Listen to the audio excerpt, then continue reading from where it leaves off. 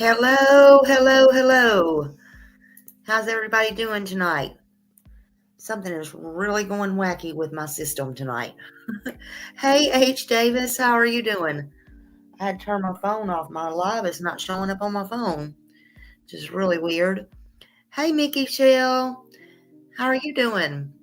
Y'all are probably gonna hear music for a minute, and that's fine. It's so I can play it in my background, and I don't forget to turn it on. So I hope that's okay.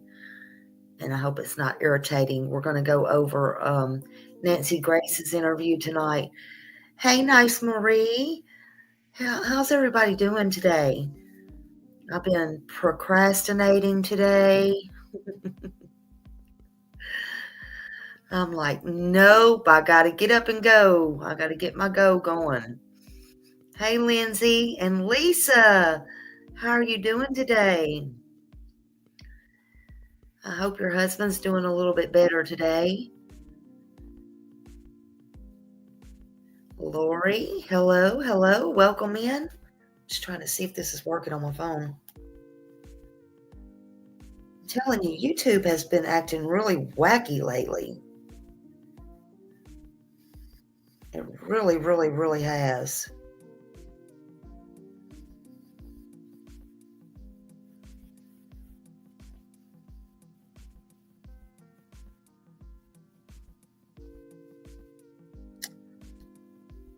Oh, I see. Oh, here I am. Okay. Yeah, I just had to, I guess, turn my phone off and turn it back on.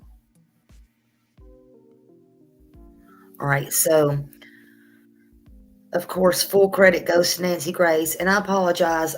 When I just now turned it off and turned it on, see, it was wacky. I couldn't see who was on, and I barely just seen Justin's on and all that. So, I apologize to him.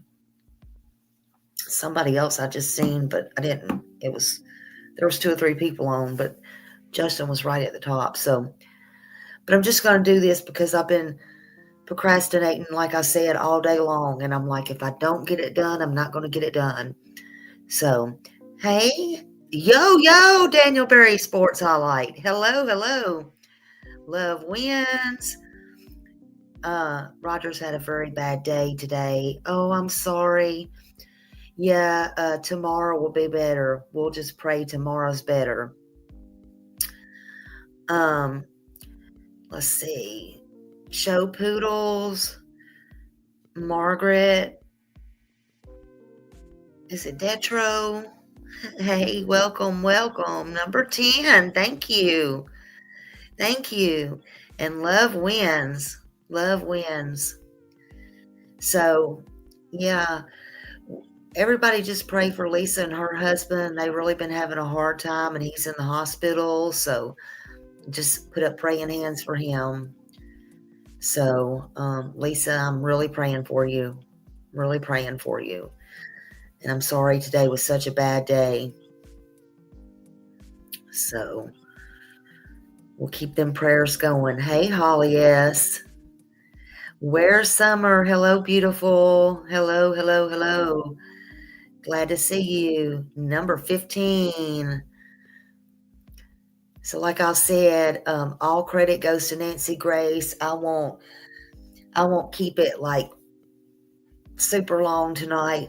I just, to be honest, am not in the real mood today. I had a lot of calls today and a lot of things going on personal wise and stuff, and it just kind of got me down. I just took a long nap and I just wasn't feeling it. I wasn't feeling my Wheaties today, to be honest with you. So I guess I'll have them up and down days, but I love y'all, and I do want to do what I said, and I want to keep on Sebastian.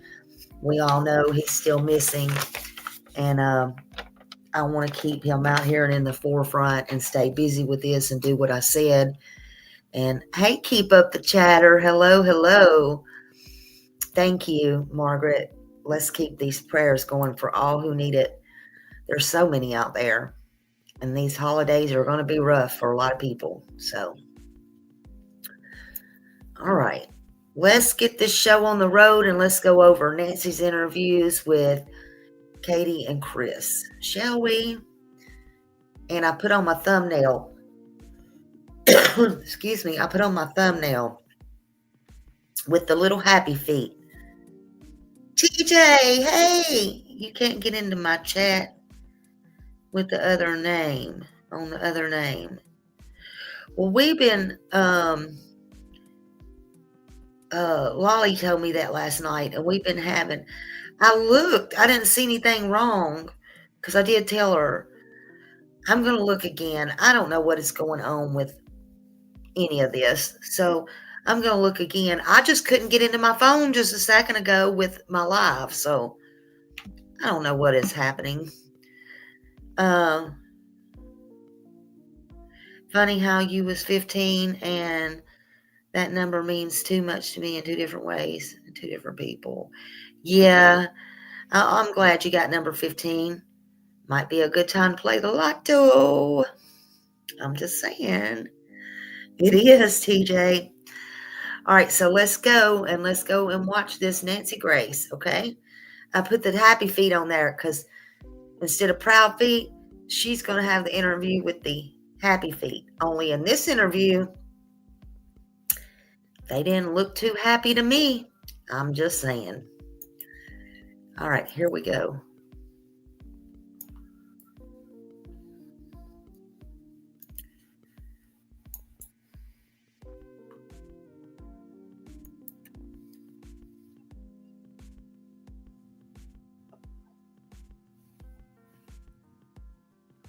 From everything we can tell. Well, that didn't work out too good for me.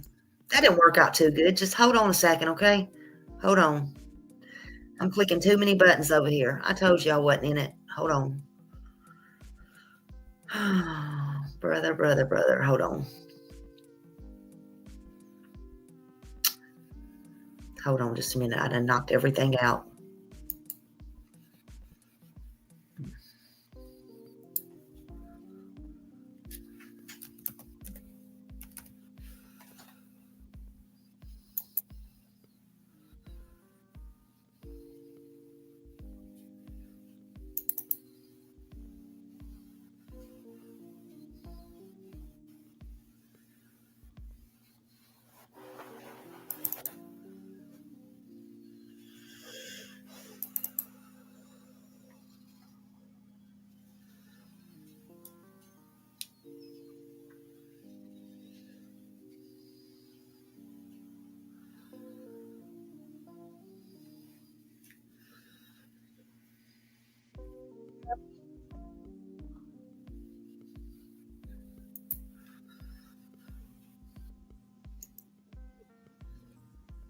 No, for the love of God. Hold on.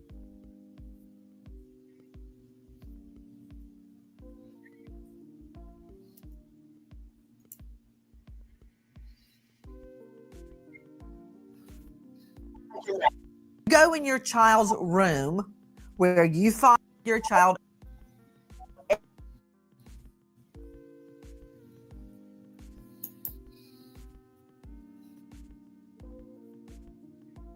This does this every day. What is happening?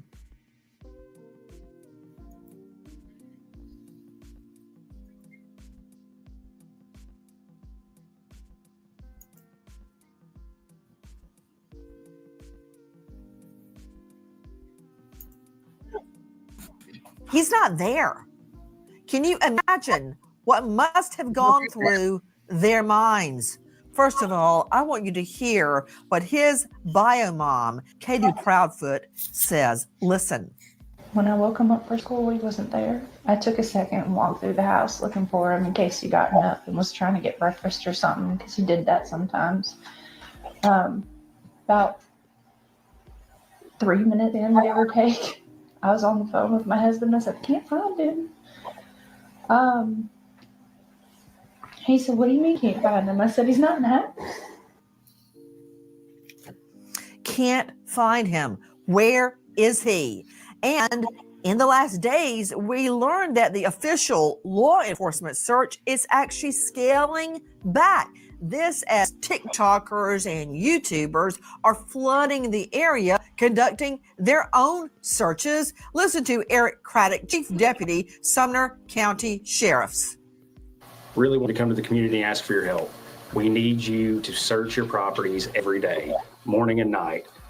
If there's a shed or a crawl space or up under your mobile home or a tarp that's in your yard, check it every morning and check it every night. Look for any details that something has been disturbed. If there's a shirt that was there today that wasn't there yesterday, notify us. You can really help us by searching your own property twice a day. Like I said, we're operating on the assumption that Sebastian walked off, and we really need your help to ensure that he is brought home safely. We are trying to determine what happened when this young boy, an autistic young boy, seemingly walks out of his own home in the middle of the night, we think, barefoot. How did that happen? I'm Nancy Grace. This is Crime Stories. Thank you for being with us here at Crime Stories and on Sirius XM 111. We've read a lot online. We've seen a lot of theories, a lot of speculation, but let's start with what we know to be true. Joining me right now, an all-star panel. But first, I'm going to go to two special guests joining us, Katie and Chris Proudfoot. This is Sebastian's biological mother and his stepfather, who were in their home with Sebastian when he goes missing. To both of the Proudfoots, thank you for being with us. I want to go straight back to when Sebastian goes missing. Miss Proudfoot, I understand that the day before, which would have been Sunday, if I've got the information correct, that you guys went out, you went to dinner, you went to somewhere, I believe you said BJ's, where he had a, quote, colossal popcorn. Then you came home that night, and around 9 p.m., you tell Sebastian to go to bed. He says, okay, he goes to his room. Is that correct? Yes, ma'am. That night, I understand from previous statements you've made that you went to bed around midnight. Is that correct? It is. And to you, Mr. Proudfoot, Chris Proudfoot, did you also go to bed at midnight or before or after? No, ma'am. We went to bed around the same time as we were on the phone together. And He was not home. please excuse any of my questions. I'm simply trying to find out more about that night. Do you two sleep in the same bedroom? He wasn't actually in the home at all that weekend. You were not home. No, okay. ma'am. So where were you, Mr. Proudfoot? I was in Memphis, Tennessee. How far away is that? 3 hours and 37 minutes from doorstep to doorstep. And what were you doing in Memphis? Working. Where do you work? I'm currently working, or was working, at the St. Jude Children's Hospital construction project. Yes, I'm very familiar with St. Jude's. You said you were working there. Are you no longer working there? Right now, that's up in the air. Well, you've been gone ever since Sebastian went missing, so I understand. When you are home, do you two sleep in the same bedroom? Yes, ma'am. Yes, ma'am. Is this a 3-bedroom home?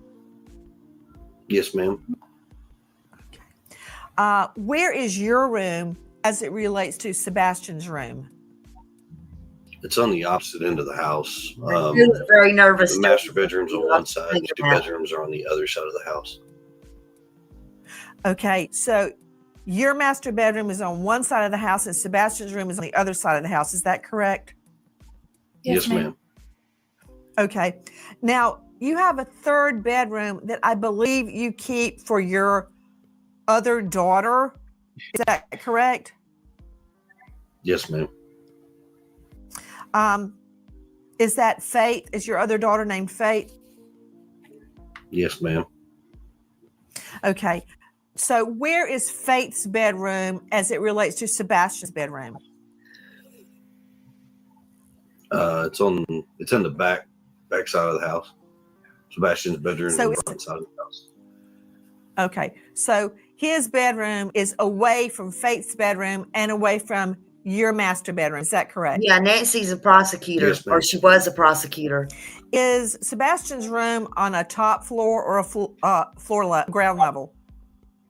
We have a ranch style house. It's a 1.5 story, so everything is flat, and then you have the bonus room above the garage. Okay. So his is on ground floor, right? Yes, ma'am. Yes, ma'am. Okay. That morning, was there any sign of a break-in through a window, a front door, a back door, a sliding glass door, anything at all? No, ma'am. Okay. No sign of forced entry. Was anything taken from the home at all? Not that we could find anything. We couldn't find anything missing. I want to circle back to Sebastian's shoes regarding if anything was missing. Do you have a burglar alarm? No, ma'am.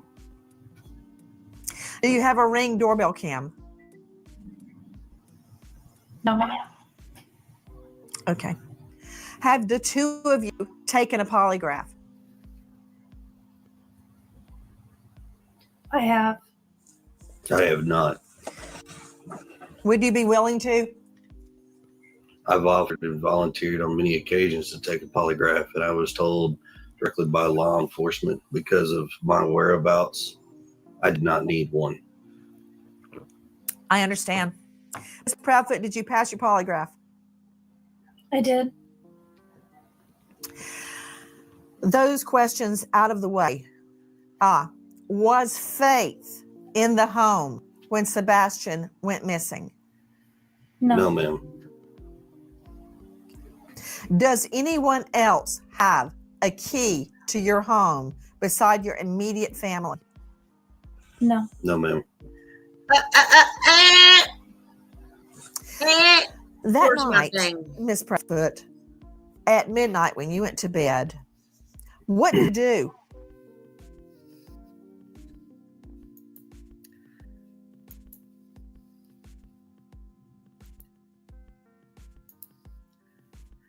Sorry, y'all. Everything's on the opposite sides of what I usually do. So, remember what I asked in my interview? I mean, it was only just 72 hours ago that I re-showed it, and it's really been showed at nauseum, if you ask me. I asked. Katie actually answered, I think. I said, what about any, and I ask it like this for a reason. I said, what about any housekeepers or anybody that may have the code, because we knew it was a code to your door or anything like that? Have they checked with them? And she said, everybody that had access has been checked out. But Nancy asked her, what about anybody? She just asked it different, that has a key to your house. And she says, no, they say nobody has one. Well, maybe they didn't lie because it's not a key when you got to punch in a button. But everybody can get into their house. Don't you think Mommy Dearest and Step Poppy can? You know, we know they can. I'm probably Fixer Big D can too. And, you know, I don't know about Real Daddy. Nobody's talking about him for some reason. We may want to ask Nina why they absolutely didn't want Faith around Michael, and nobody's just talking about him. I think I might start talking about him more and his wife.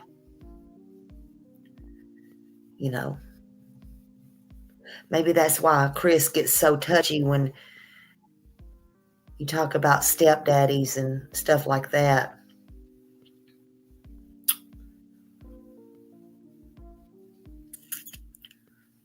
Because he adores his stepdaddy, which is fine, which is great.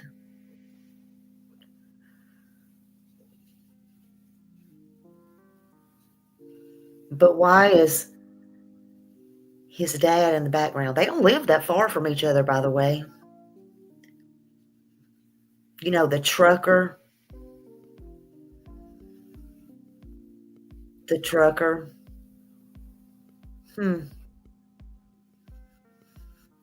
Which Katie did bring up.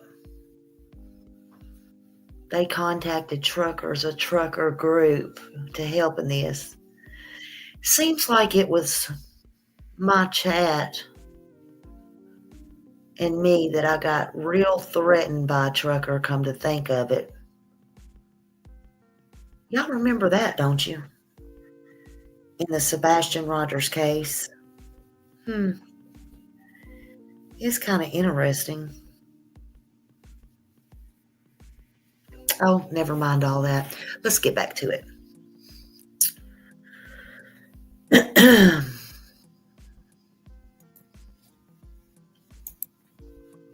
Until midnight. I had been reading a chapter that I needed to, and I had been talking to my husband on the phone. I was falling asleep on him, so that's when he told me it was around midnight. He told me to go ahead and put the dogs up and go to bed, and that's what I did. I got up, put the dogs where they sleep, and then I myself went to bed. Where do they sleep? They have a big pen. I love you too, honey. A pen, is it inside or outside? Inside. Inside. That reminds me of another question. Do you guys have a motion sensor light or lights on the outside of your house? Yes, we do have lights on the outside of our house. Did they activate that night? They're not motion censored.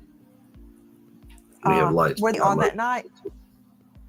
No, Okay. ma'am. Were they on that night? So the lights were out the whole night? Yes, ma'am. We don't typically turn the floodlights on. Were there any lights outside the house on at all? Just No, my no, little solar lights that we have in the a lot garden. more than that. There's Yep. 2 lights on the side of the house above the garage that are on at all times. Oh, yeah, those are on. Oh, there's a light above the garage. It's on at all times? There's 2. Yes, ma'am. Okay. So those lights were on? Yes, ma'am. Okay. The reason I'm asking is because I heard you say earlier, Mr. Proudfoot, that your neighbors have been very, very forthcoming with their Ring camera info. And I was trying to determine if any lights were on, what, if anything, they may have caught. But I understand from your previous interviews that nothing of any evidentiary value was caught. And also, in another statement you gave, I understand that the video of the 2 flashlights, and I'm saying that with air quotes, that's not exactly what that was at all. We now don't believe that 2 flashlights were observed around your home. Is that correct? Yes. You're very correct. Okay. Question regarding your vehicles. Ms. Proudfoot, what make and model do you drive? I drive a Infiniti SUV. Year? 2017. And sir, what do you drive? I drive a diesel truck, Chevrolet. Year? I don't remember off the top of my head. I think it's a 2021, I think. So your Infinity SUV was parked in the garage or outside the garage that night, Miss Proudfoot? That always bothered In me. the garage. In the garage. And Mr. Proudfoot, your vehicle was on location in Memphis. Is that correct? Correct. Hey, Tabitha. Okay. So there's only one car at the home. Is that right? There was actually a work vehicle in the driveway at the time as well, but it hasn't moved. We can't give out that information because we don't have permission from her work. I don't understand that. What? About the make and model of the vehicle. I have a work van that was also parked in the driveway. Why is that? If it's out in the driveway where people can see it, why is that privileged information? We just don't have permission from her company to divulge that information. Have you asked? No, ma'am, we have not. Nobody's asked us So that that question. was- Nobody's asked us that hard question. Okay, so you have a work van. Question to you, Miss Proudfoot, what do you do for a living?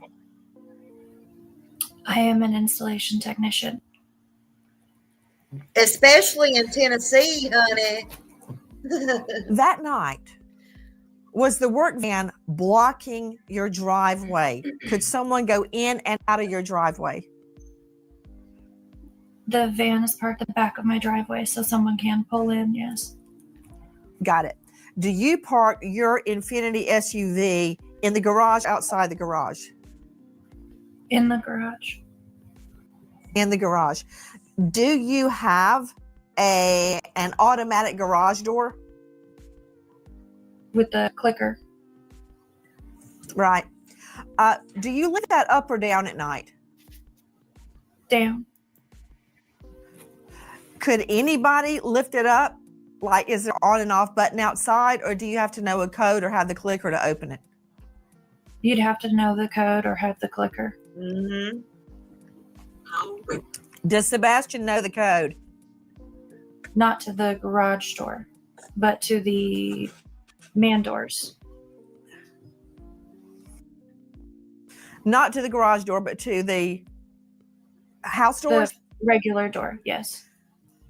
So is there a code to get in your home, or do you use a regular key? There's a code. And he knows that code? Yes, ma'am. Let me explain something to y'all, okay?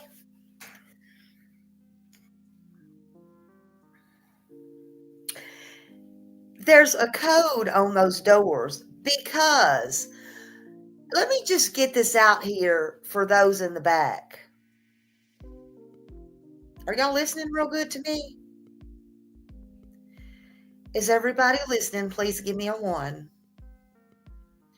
In the bushes, on replay. Listen real close.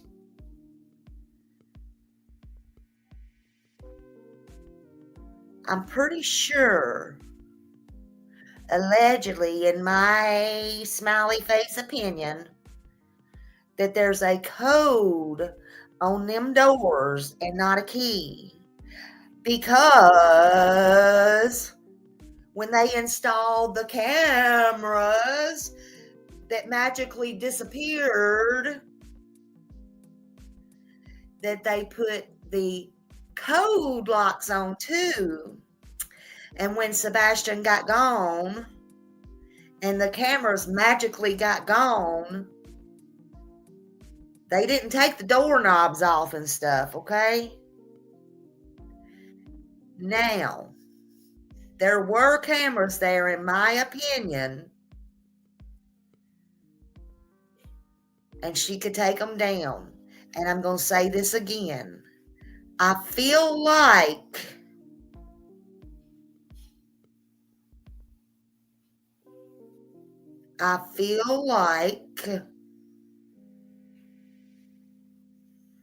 that could have been, not necessarily, but it could have been one of the things that they were looking for in the landfill. Police are not stupid. However,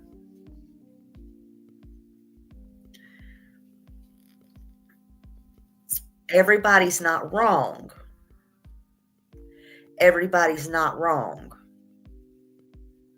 When they hightailed it off and they left Sebastian and everything behind, not knowing if he would walk home that day or somebody didn't want to fool with a hard to deal with child or whatever. They were gone. They hightailed it off, right? They wasn't there waiting on him because they knew he wasn't coming back, in my opinion.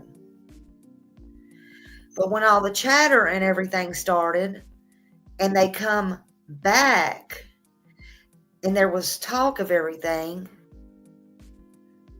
we all saw, and I feel like, in my opinion, it was for show, whether they paid for it out of their pocket or not, because she got heavily discounted when she went to work there. And again, as I stated, they had cameras. But as we all saw, they put on this little show and they put cameras back on their house, which is why the cameras are there now.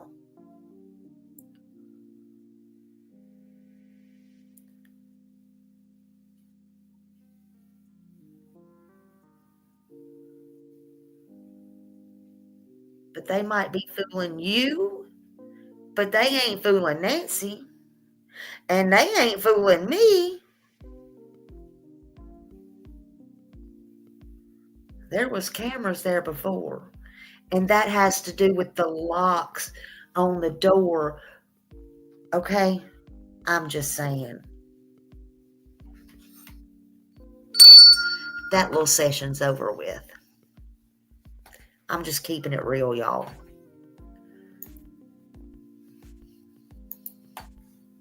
Ma'am. Question. I'm just trying to figure out how he would have gotten out, or if somebody came into the home. Could they have gotten through the garage door? No, unless they know the code or had the clicker, which they did not. Do you lock your doors at night? Yes, ma'am. Could he have left on his own through those doors? He could. Yes, ma'am. But I heard in another interview where Mr. Proudfoot said he was not a wanderer. He didn't wander around. He had never left the home before on his own. Is that right? Correct. We haven't had issues with him running or taking off in the past. Okay, let me ask you a couple of questions regarding the doors. Do you have any home surveillance, anything at all that would have given us an idea or clue if the door had been opened or not, or a window? Not directly from our house. Well, then from where? That's what we were hoping, that neighborhood Ring cameras and may have picked something up. Gotcha. I want to go back to that night. You said you were up till midnight. You were reading something. What were you reading? A chapter for school. A chapter for school. Are you in school? I was, yes, ma'am. I've And been see, dropped my that's- classes for the time. What are you studying? Business administration. Business Gotcha. administration. You go to school. DeVry.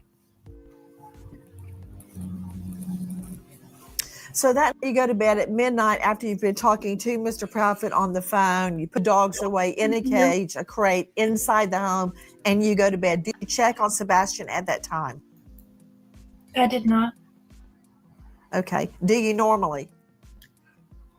Not typically. Since he's gotten older, I've not been checking on him as frequently throughout the night, because normally he's good to go in his room once he goes to bed. Earlier, you had stated you heard a noise in his room before you went to bed. What time was that? Around 10 o'clock. 10 p.m. What did it sound like? Just a thud. A thud. You stated that you said, look, I don't care what you're doing in there. Go to bed. Is that right? I was on the couch, which is near his room, and I said, Bubba, did you fall out of the bed? And he said, no, ma'am. And I said, that well, whole whatever you're doing conversation in there, knock it off and go to sleep. So you heard his Yeah, voice at Matthew, 10 it p.m. has. Yes, ma'am. Do you have any idea what the sound actually was? Sound. I do not know. If he were to go out his window, what would he step on? Absolutely. Mulch and bushes. Did you say mulch or mush?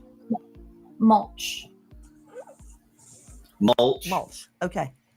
Got it. Has he ever gone out the window before? No, ma'am. Is his room on the front of the house or the back of the house? Front. Front. Do any of your neighbors' ring cams point toward your house? Could they pick that up? They do, but it's so dark that they can only see it. After it gets so dark at night, they can only see certain things where there's light. I thought there were the two lights Sorry on. about that. On the opposite side of the house. Do Okay. you live Can we talk about to Sebastian's shoes? Or are you- Why are you convinced Sebastian Did they left just build without your home? shoes on? Like, Or are you? same home in the same? Well, the home reason that builder came built- about is because all of his shoes are accounted for inside the house still. Are you positive? I'm positive. How do you know what clothes he was wearing? The clothes that we described are the ones I saw him in when he went to bed. That morning, you woke up at 6 o'clock. Is that the normal time you wake up? Yes, ma'am. Hold on. Are you a heavy sleeper? Off and on. Inside the house still. Are you positive? I'm positive. How do you know what clothes he was wearing? The clothes that we described are the ones I saw him in when he went to bed. But how? That morning, you woke up at 6 o'clock. Okay. But how does she know that was the? Okay, I'm confused now for reals. How does she know that was the clothes he was wearing? Because that was the clothes she saw him in before we. Okay, and Seth said the other night on the interview he said there was clothes beside the bed and his bed was unmade. Now, I don't know if he took note as to what clothes was beside the bed. That would be interesting to know. No, she don't know, TJ. That's what I'm getting at. How would they know exactly what he had on if he went to bed and he wasn't there? If there was clothes, Seth said, beside the bed, he could have changed, right? Now, I feel, y'all know how I feel, and I'm not trying to plant it in y'all's head. That's my opinions. I'm speaking my mind. And I've always been wondering about the clothes. But just because she said it, I didn't catch that last time in Nancy Grace's interview. And that's why I just rewinded it. And no bath and no shot. Right.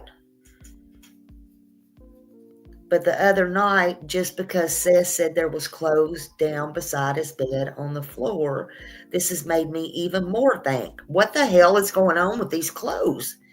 And they couldn't even tell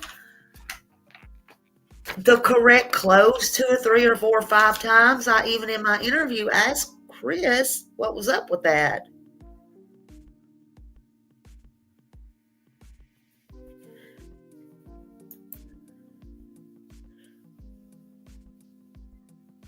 Yep, was false to alert the track. Yep. Yep.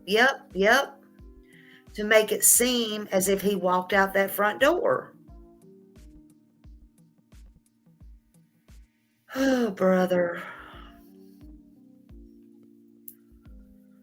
I mentioned to Seth if he could remember the clothes were beside the bed and if the bedspread was there or not. What, did he? I don't think he answered that, did he? Because I was in there. I don't remember him saying anything. I can assure you, though, if the bedspread was not there, Ellie would definitely know that whether they said anything or not. But then again, you got to remember, yeah, those clothes was put there. And I was just fixing to say, if they did something like that with the bedspread, they would be smart enough. I know I do. I've got so many bedspreads. Sometimes I just want to scream. But hey, wait, what? Wait, what? But if you're going to do something like that, and Lord knows I'm not a criminal, but y'all think, God, she thinks like a damn criminal all the time. I just watch too many movies. But you would like to think, well, surely to God they would go get another bedspread and put it in his room to make it look like when the cops come, surely. But I don't know about some of these people. I'm just saying. But that is a good question. Was his bedspread there? I guarantee you, though, if that bedspread wasn't there, cops have got that close to their vest, even if Seth did not notice that. I'm just telling you.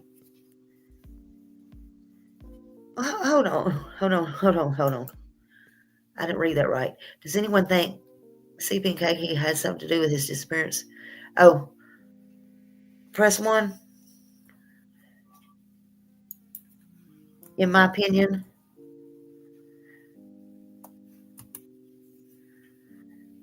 in my opinion,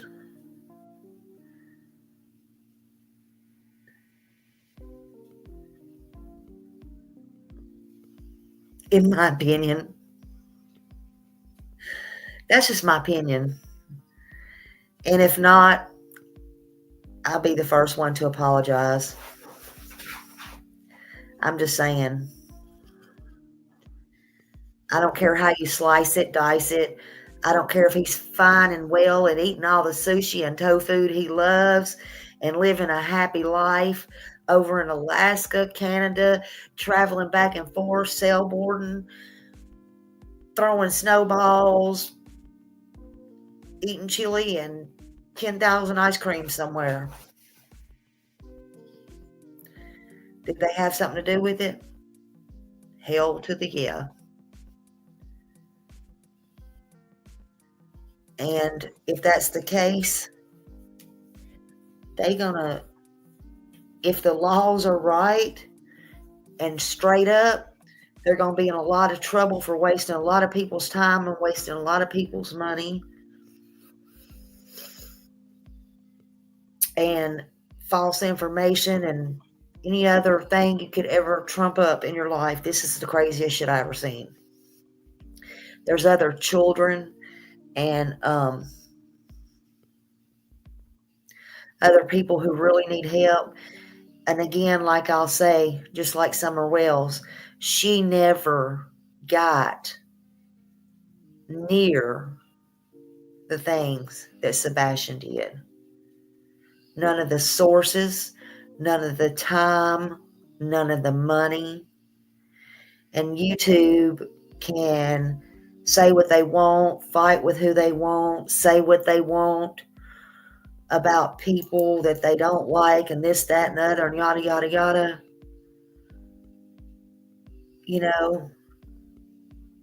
Other cases and all that. And it's not about one child, about the other.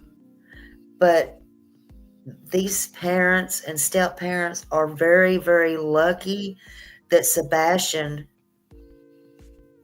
case got the time and attention. And if it's something that was false or falsely reported, then they deserve every damn day that they get in jail, in my opinion. Yes, it has cost me. They got the military, you name it. You name it.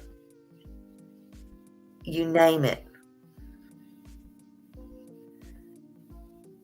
There's so many families and so many children that would be so grateful to just even get the police to pay attention, to just get the attention. You know, hell, just to get the YouTubers to pay the attention. Honestly.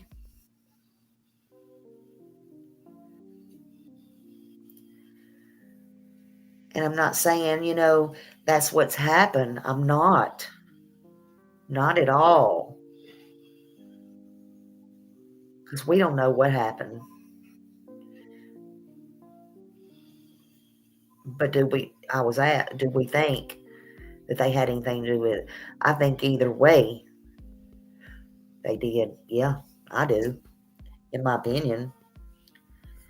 Prove me wrong. Please prove me wrong.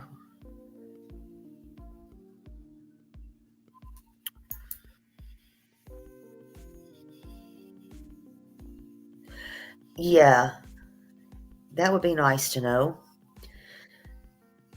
And I can guarantee you, without putting it out there again, from what they said, luckily, I didn't have that problem with mine, but if I would have put a plastic over my mattress just to be safe. I'd rather be safe. I'm just gonna say I would have.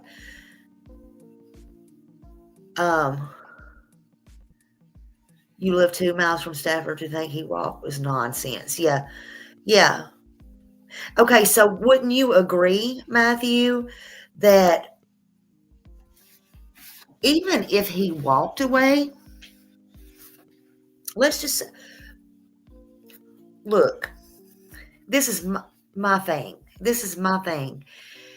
Even if he walked away or somebody, I'm just trying to use common sense. Even if he would have walked away, got out, run away, crawled, anything. Hey, Sergeant King, somebody would have come got him, whatever. And for some odd reason, no cameras, no ring doorbells, nothing got him. When he got up there by the school or wherever him or his friend, wherever they were going,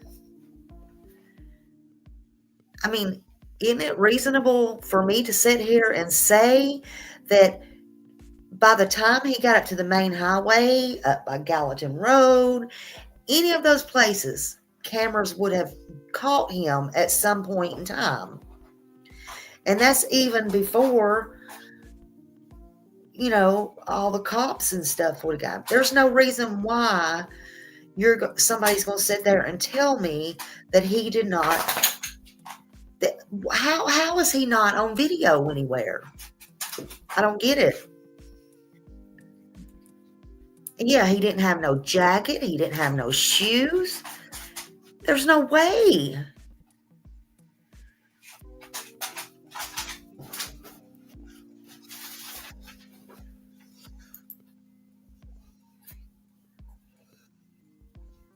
Right, exactly, Sergeant King. I agree with that.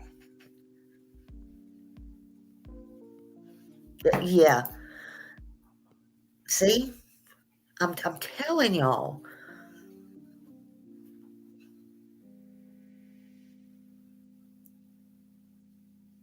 Yeah, and in my opinion, he wants to be like Sergeant King says. He's not a hand-me-down guy. He would have went out and he would have bought whatever he wanted. Especially, even if they would have took something that was hand-me-downs, it ain't gonna be no bed. I can just tell you that. It ain't gonna be no bed.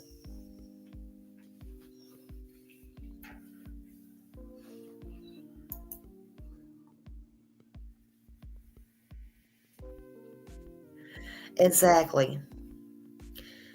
And trust and believe, it's cold. It was cold then.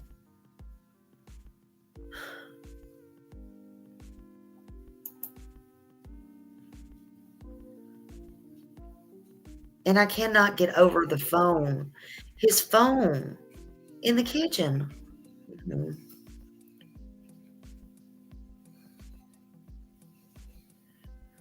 He would have took his phone with him.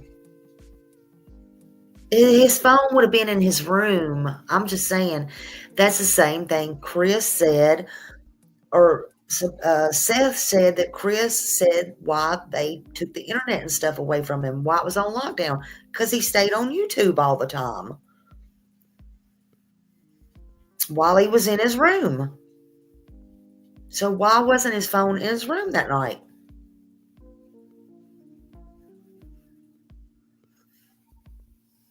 Especially if his mom was laying there, monkey see, monkey do, laying there for 3 hours on the phone with Chris. Wouldn't he have took his phone in his room and been on his phone doing something?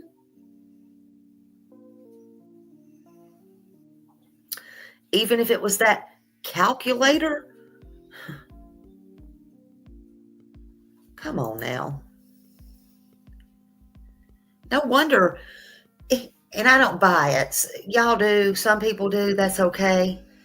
But I'm just going to go both sides, and I'm going to say, laying on the phone 3 hours, didn't I ask Katie in my interview, don't you think that's taken away from your son? No. Listen, no wonder the boy wanted friends. No wonder he felt so lonely, if that was the truth.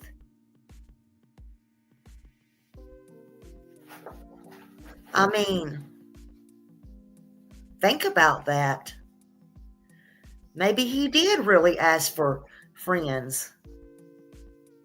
And Mr. Chris, what you said in that one interview, that broke your heart.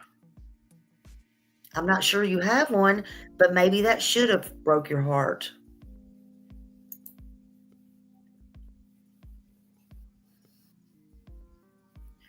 It is, yeah. That is very possible. Hey, Millie. Hello. I hope you're feeling better today, too.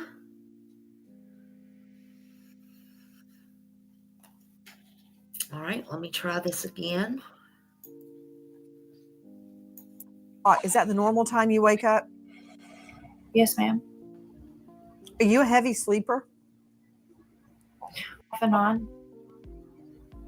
Do you take any medication at night that would make you sleep? No, ma'am. But you heard nothing. I did not, no.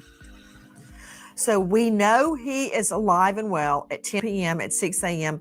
He's gone. You see, he's never left before. Is that right? Correct. He's never run off before. And could I confirm, where was his bio dad at the time he went missing? I believe he was at work in Nashville.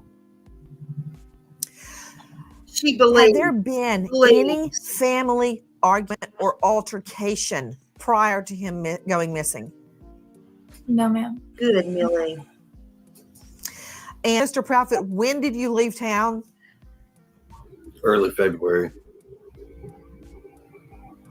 So you had been gone for days before he went missing. Is that correct? Correct, Weeks. ma'am. Had you visited home since you left? You said from when I initially left. Yes. Yes, ma'am. I came home February 26th the morning I was told that he was missing.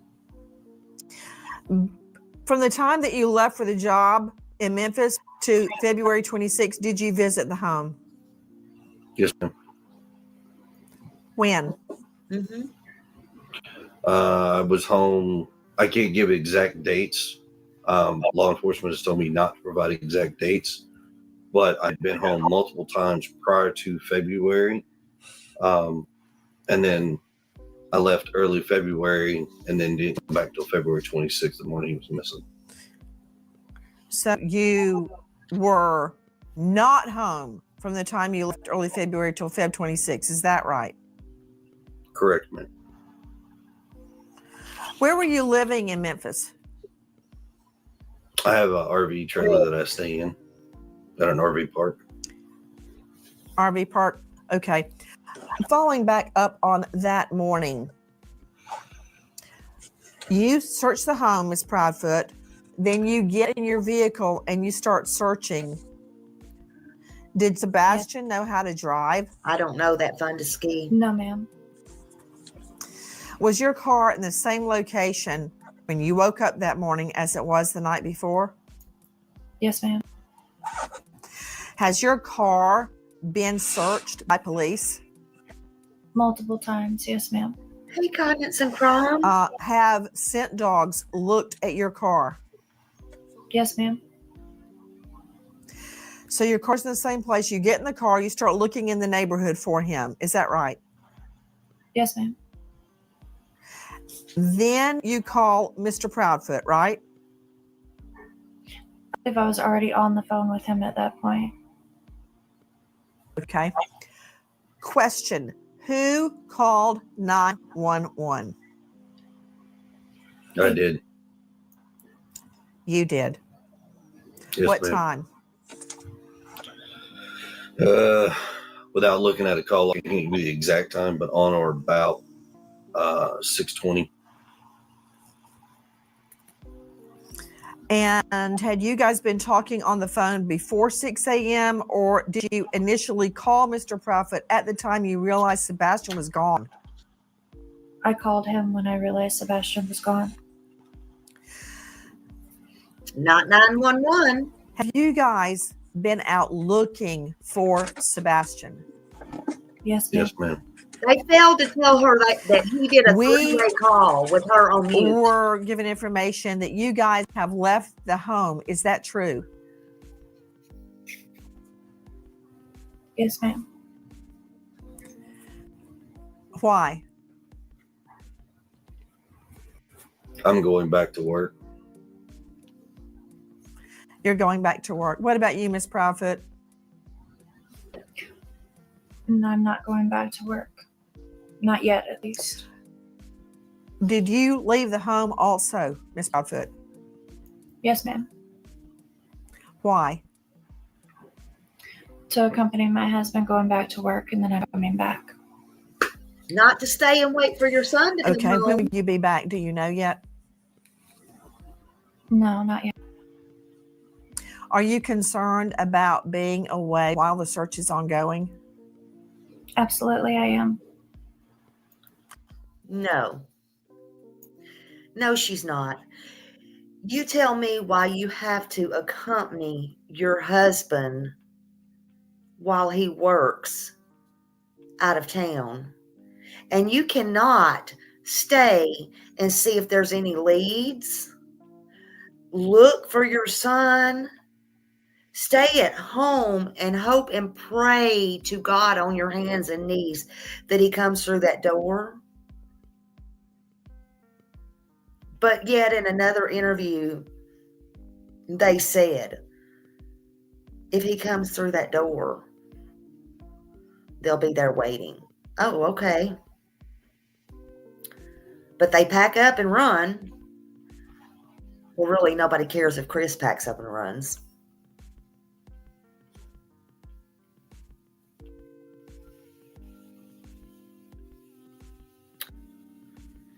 Chris left. I swear, Chris put. If you rewind to the part where Nancy Grace asked when Chris Proudfoot left, I swear Chris Proudfoot said months.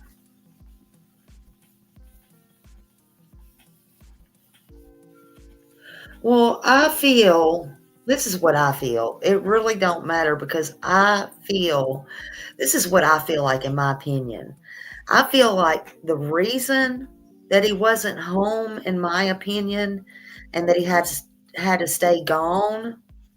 It don't matter what he says because evidently everything coming out of their mouth is a lie. I feel when CPS come out there, he had to stay gone anyway. It was either stay gone or Sebastian stay gone. That's just my opinion. You know,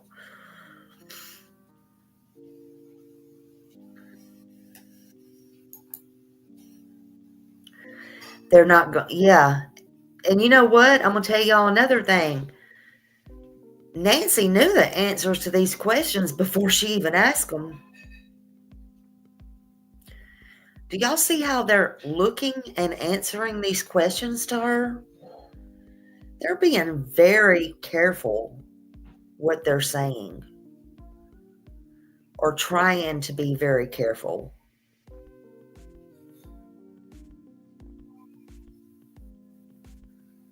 Yeah, Nancy was a prosecutor. Chris knows that. They're being very careful. They're not jumping.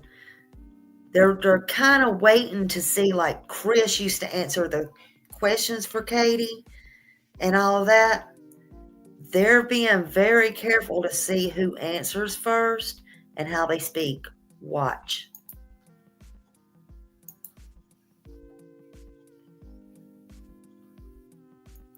Then why are you going? Because my son could be anywhere, and we're looking everywhere and anywhere.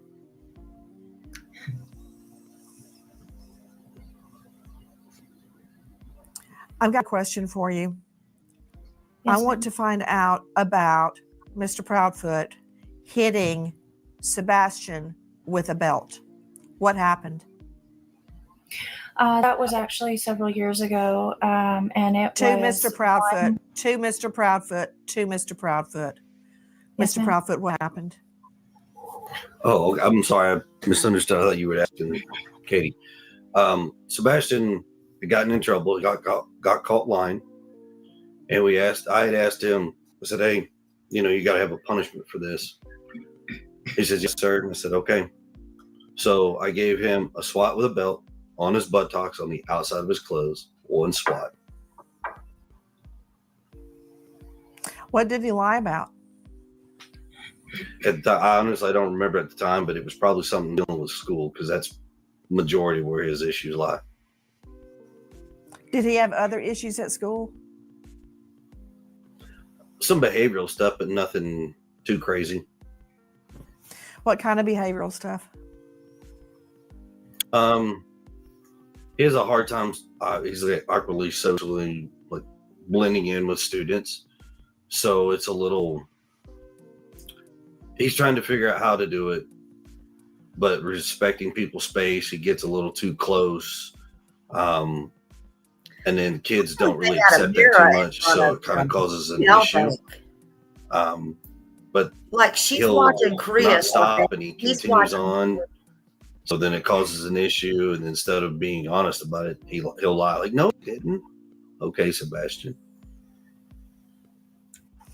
We're lying about doing Was that the first time? Was that the first time you had ever hit him with a belt? Yes, ma'am. The one and only time, actually. When was this? Years ago, ma'am. That ain't what he told me. Oh my God. Any idea how many? 3, 10, 1? It probably at least 3 years ago. I don't understand how that turned into a CPS or Child Protective Services complaint. How were they alerted that you hit him with a belt? That did not turn into a CPS service call. There were other CPS reports, right? Were they regarding your other child? There is one in regards to my daughter that I know of out in New Mexico with my ex-wife and myself. What happened? at the time, my ex-wife had fled to New Mexico with my daughter. We were going through custody and a divorce case at that time. And at the time, when I'd call and try to check in on my daughter, I could never reach my ex-wife at that time.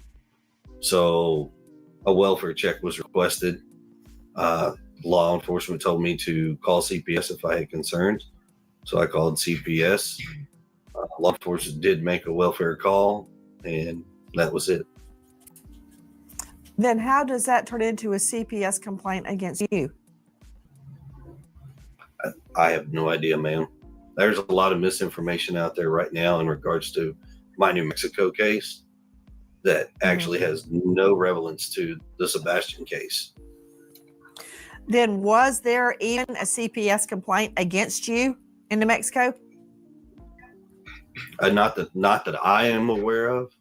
And my attorney and myself are well educated on my case, and there's nothing that we know of. Was there a TRO taken out against you regarding Yes, ma'am. your daughter? Not a TRO, but a TPO. A temporary protective order. Why was that taken out?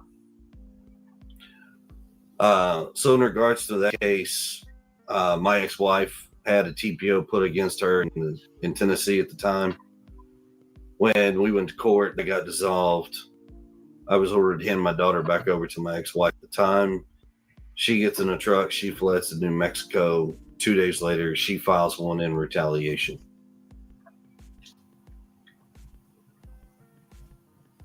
Is it still in place?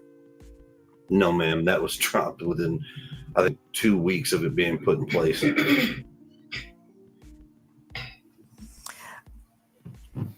I've got a question about the belt incident. You're telling me that was the only time that you ever hit Sebastian with a belt. Feel better, honey. Yes, ma'am. And you're also telling me that did not make it to CPS? No, ma'am, that did not.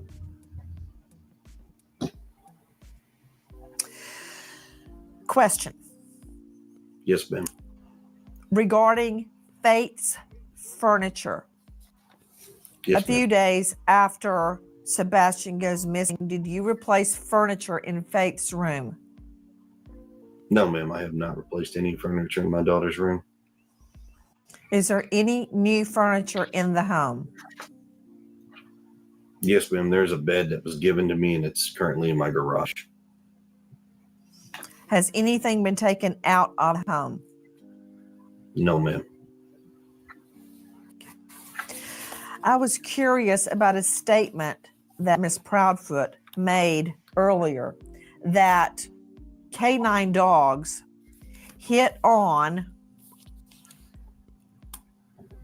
the barn around the home and near a retention pond. Did that happen? I'm not sure about the barn, but a retention pond, yes. Because law enforcement says the dogs did not hit. But Miss There's Proudfoot says they did hit around the retention pond. So there's been a lot of miscommunication in regards to what is and what is not. To help clear that up, law enforcement has actually spoken directly with me, told me a few things. What I can tell you is from day one, there was 5 dogs that started the scent for the search. And then after that, from the next 8 days out from that, there have been dogs from all over the country that have come in and done searches and had scent hits in various locations. But I would say a certain percentage of them tend to go toward the same spot, which would have been a retention pond. So the law enforcement dogs did not hit the retention pond. Is that what you're saying? No, I'm saying they did. There was at least 3 that I know for a fact that did hit on the retention pond. And the pond has been drained, correct? And there was nothing there.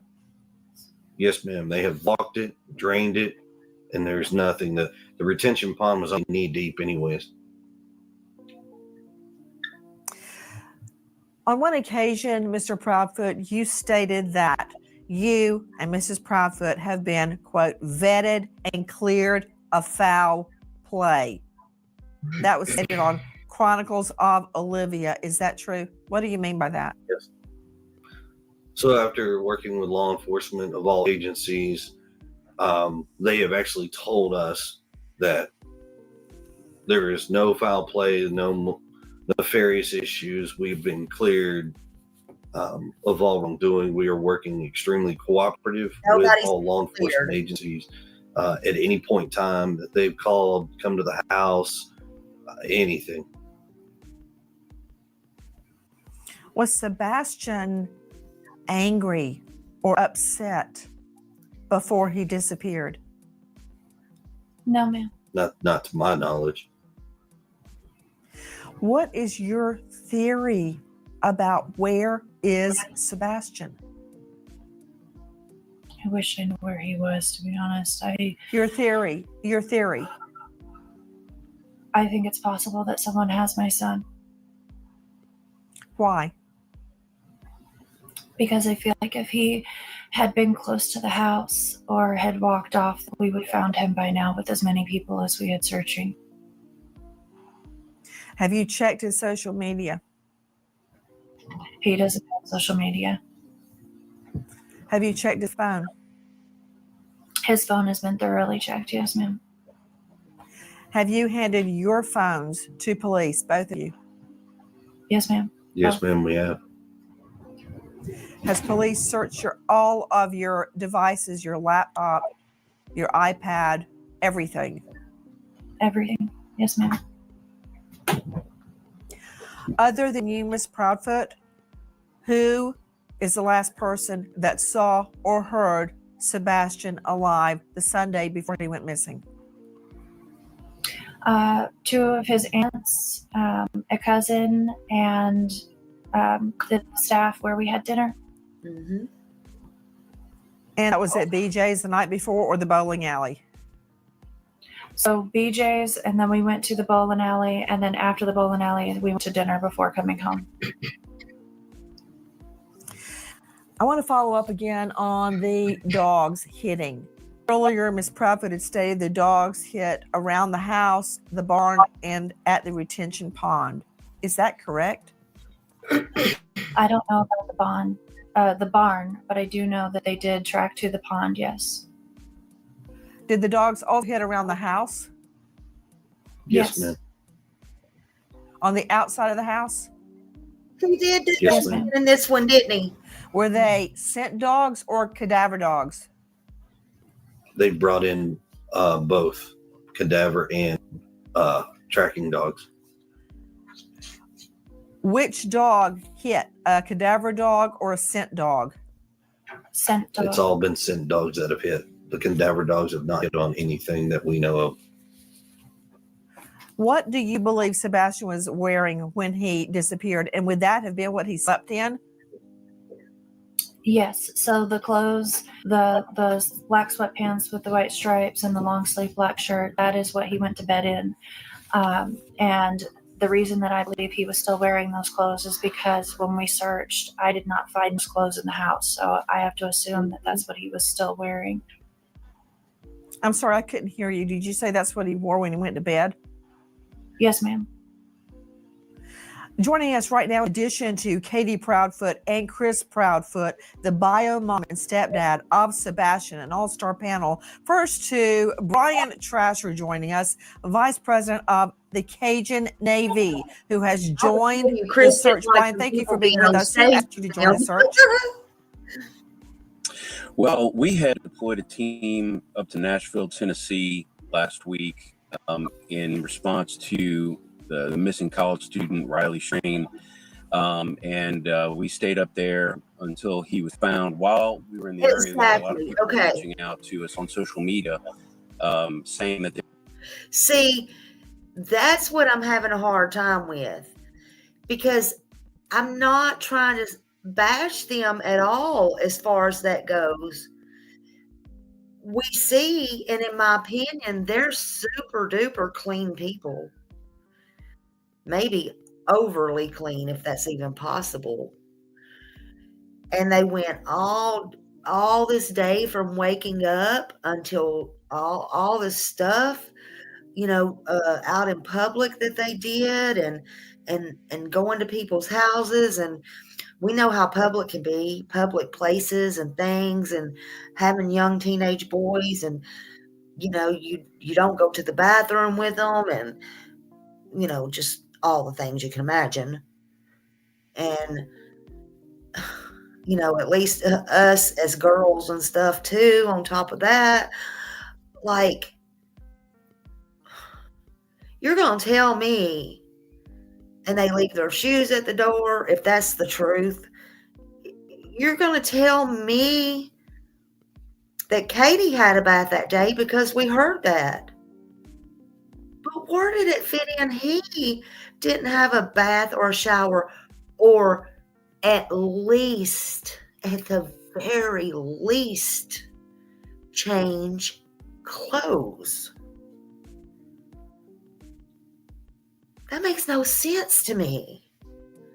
And then they're all through this, they're going to talk about he wears pull-ups, and you're going to have a bath or a shower, and then he's going to go to school on that Monday. And this makes no sense. No, man, you ain't gonna make me believe that. Something. That there was a young boy who had been missing for several weeks that was only about 20 miles away from where we were. So we talked to a few people, got some information, and decided to deploy part of our team that was already up there to Sumter County to investigate and see what we could do to help out. I know what you mean. You went on your own. Were you asked to join? We were asked to join. I'm not sure specifically who some of our people talk to, but we get requests all the time, and we'll reach out. We'll try to get either a family member or a close friend of the family, just so we know we're talking to people connected to the family. And somebody had reached out and asked us to join, since we already had assets so close to Sumter County. Tell me what you have been doing, Brian Trasher. Everyone with me, the VP of the Cajun Navy, who has joined in the search. You can find them at CajunNavyRelief.com. Brian, tell me what you guys have been doing. We're the United Cajun Navy. We're the original group that everybody hears about. There's other groups that use the Cajun name to try to fundraise off of our efforts. Cajun Navy Relief is not affiliated with us at all. We are www.unitedcajunnavy.org. We're the original. We're the real ones. Again, what exactly have you been doing on the search? So we've had our own canine team who is already participating in the search for Riley Strain. They're searching around. We've talked with the lead investigator with Tennessee Bureau of Investigation, Agent Simmons. We've talked a lot with him and trying to coordinate efforts, because we always try to coordinate with law enforcement and make sure we're not getting in the way, duplicating efforts, or putting out any. You know what, Mr. Trasher, let me just cut the chase here. Isn't it true that this weekend, pursuant to your search, that cadaver dogs hit in an area that had been closed off because of a prior hurricane, and it is on federal property? Bones and other items were found at that time. I found that very odd, as it would relate to Sebastian. Even if it was Sebastian, his body would not have been skeletonized at this time. Can you tell me now that what was found over the weekend is not connected to Sebastian? Maybe you can start giving me some money, honey. No. Not connected to Sebastian. That's correct. That hit was not connected to Sebastian. Okay. Joining me also, in addition to Brian Trasher, who has been leading the Cajun Navy in its search. I guess it's a good thing, money Sebastian. Hold on, Brian. Other than those hits, have there been any other dog hits in and around the home or elsewhere? Not from our canine team. I'm very concerned, Brian, as you can imagine, because LA law enforcement has stated there were no canine hits outside the home, which I find very, very disturbing. Because if he had gone outside, particularly barefoot, there would definitely have been a scent trail. I Now, we're agree. hearing from the Proudfoots that there was a hit around that retention pond. How far is that pond from your home, Mr. Proudfoot? Less than probably half a mile if you walk the whole path. Is it through wooded area? Would he have had to walk through the woods to get there? No, ma'am. You can actually walk either the main road or the subdivision. So the construction site is a subdivision, new addition that's being built, and they have a road that's going to be tied into our subdivision. So you could actually walk up that way, or you could walk to the main road and walk into it. Did Sebastian ever sleepwalk? Question. No, ma'am. So he would have had to leave the house undetected by Katie and walk all the way to that retention pond. Did the dogs follow the trail a half a mile? Yes, ma'am. They followed the trail all the way to that retention pond? Yes, ma'am. Yes, ma'am. That's very curious, as they are saying the dogs didn't pick anything up. Back to you, Brian Trasher. Yeah. Do you guys search anywhere other than I that still federal feel property that where the false positive would've was? got him. Yes, no. That's where I'm having my problem.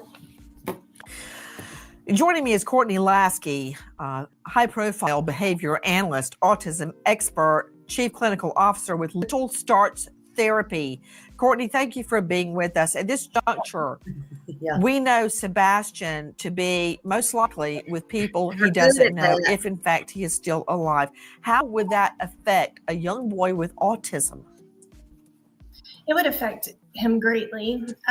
Based on the diagnosis of autism, we know that they typically have deficits with communication, social skills, and they display some rigid and repetitive behaviors.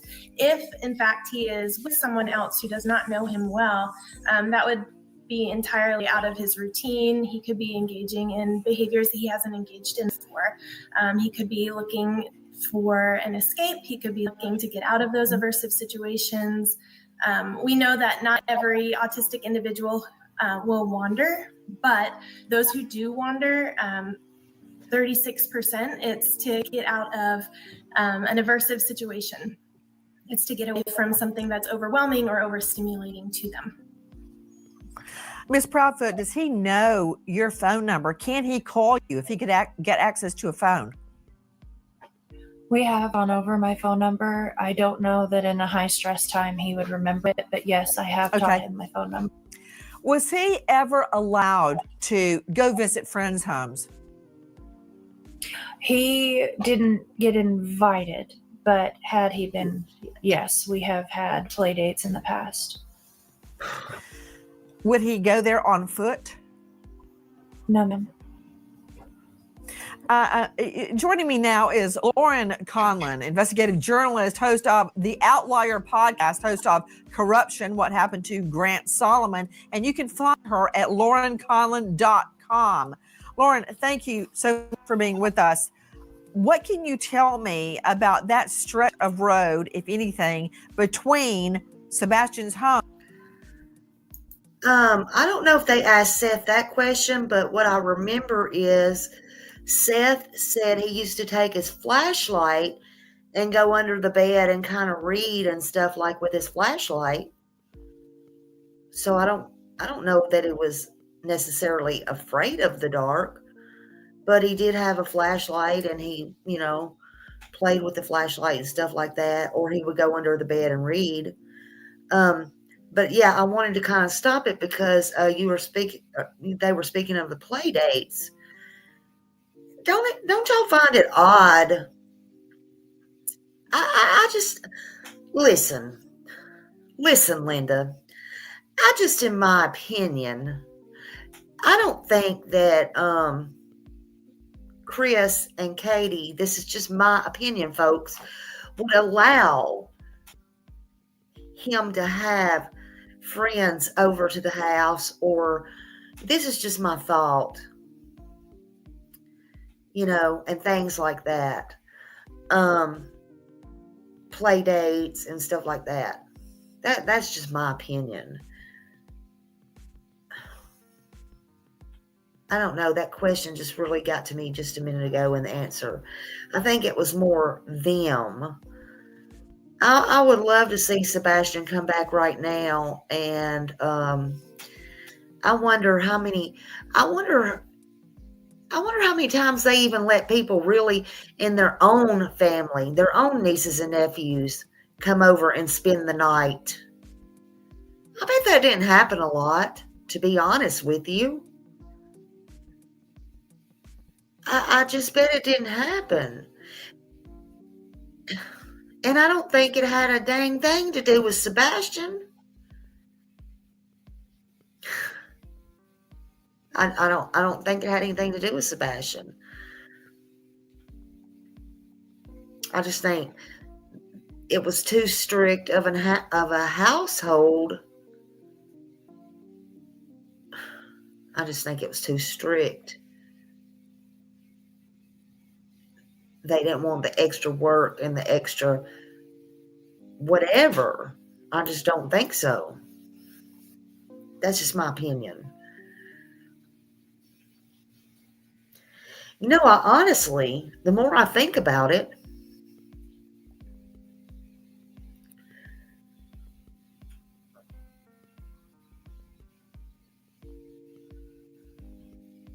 I feel like probably he probably was very lonely.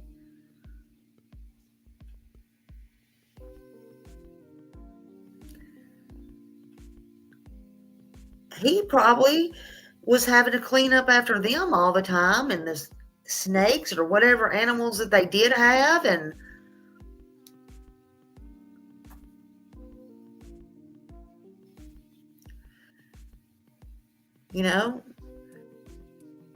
if they were laying around on the phone 3 and 4 hours at a time, like I asked in my interview, isn't that taking time away from your child?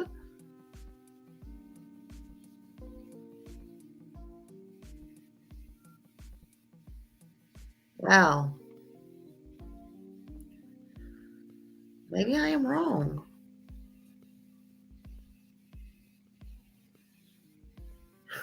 White glove drill sergeant. Yeah.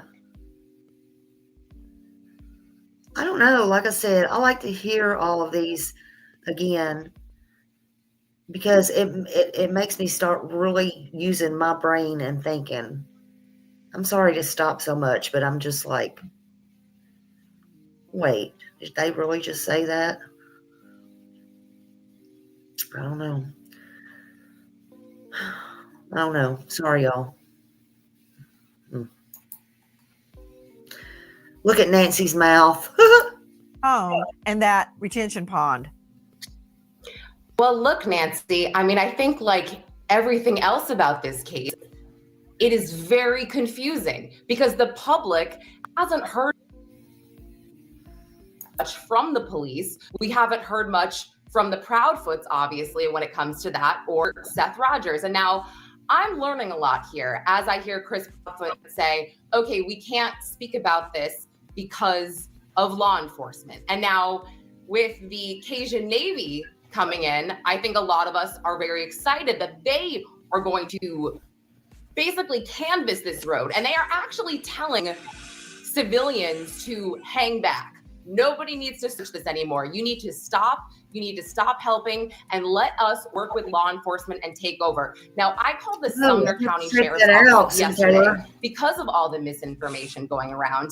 And I got to be honest with you, they didn't even know what was going on with this road, with the recreation search. They were either very elusive or they were very confused. But either way, it's very concerning because the people, as well as myself, I don't live in Tennessee. I cover a lot of Tennessee. We are very concerned for Sebastian. We are very concerned. Has all these fun let me just stop you right there, Miss Collin.